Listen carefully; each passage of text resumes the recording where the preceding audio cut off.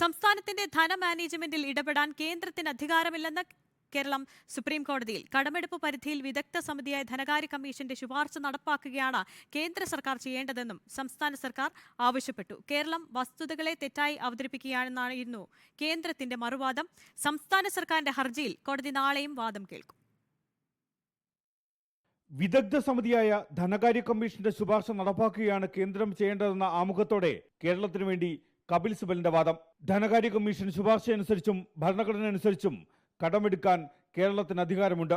98% കടമെടുക്കാൻ അനുമതി നൽകിയ സമയമുണ്ട്. ഇപ്പോഴത് 2.98% കേന്ദ്ര സർക്കാർ കുറച്ചു. കടമെടുക്കുന്നത് പരിശോധിക്കാൻ RBI ഉൾപ്പെടെയുള്ള സാമ്പത്തിക സ്ഥാപനങ്ങളുണ്ട്. കേരളം കൂടുതൽ തുക ചെലവഴിക്കുന്നത് വിദ്യാഭ്യാസ മേഖലയ്ക്ക് വേണ്ടിയാണ്.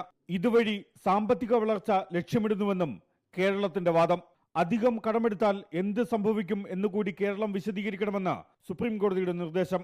അധികമായി കടമെടുക്കുന്നത് 4.5% നിൽക്കുമോ എന്ന് സുപ്രീം കോടതി ചോദിച്ചു. ബാധ്യത വരുമ്പോൾ തിരിച്ചടയ്ക്കുമെന്നായിരുന്നു കേരളത്തിന്റെ മറുപടി. 5.8% കേന്ദ്ര സർക്കാരിന്റെ കടം. എന്നിട്ടും കടമെടുക്കുന്നത് കേന്ദ്ര സർക്കാർ തടസ്സപ്പെടുത്തുന്നു. ഇതുവരെയില്ലാത്ത നടപടികളാണ് കേന്ദ്രം ഇപ്പോൾ സ്വീകരിക്കുന്നത് എന്നുമായിരുന്നു കേരളത്തിന്റെ വാദം. കേരളത്തിന്റെ വാദം പൂർത്തിയായ സാഹചര്യത്തിൽ കേന്ദ്ര സർക്കാരിന്റെ മറുപടി വാദം തുടങ്ങി. കേരളം വസ്തുതകളെ തെറ്റായി അവതരിപ്പിക്കുന്നുവെന്നായിരുന്നു കേന്ദ്ര സർക്കാരിന്റെ മറുപടി. വർഷങ്ങളായി കേരളം പരിധി കവിഞ്ഞ കടമെടുക്കുന്നുണ്ട്. തെറ്റായ കണക്കുകളാണ് കേരളം പറയുന്നത്. രേഖകൾ നിരത്തി ഇക്കാര്യം വ്യക്തമാക്കാം. കടമെടുപ്പ് പദ്ധതി തയ്യാറാക്കുന്നതിൽ കേരളം പരാജയപ്പെട്ടുവെന്നാണ് CAG റിപ്പോർട്ടെന്നും കേന്ദ്രത്തിന്റെ മറുപടി വാദം. ഇടക്കാല ഉത്തരവിനായി നാളെ ഉച്ചയ്ക്ക് ശേഷം വീണ്ടും സുപ്രീം കോടതി കേന്ദ്ര സർക്കാരിന്റെ മറുപടി വാദം കേൾക്കും. Legal desk reporter.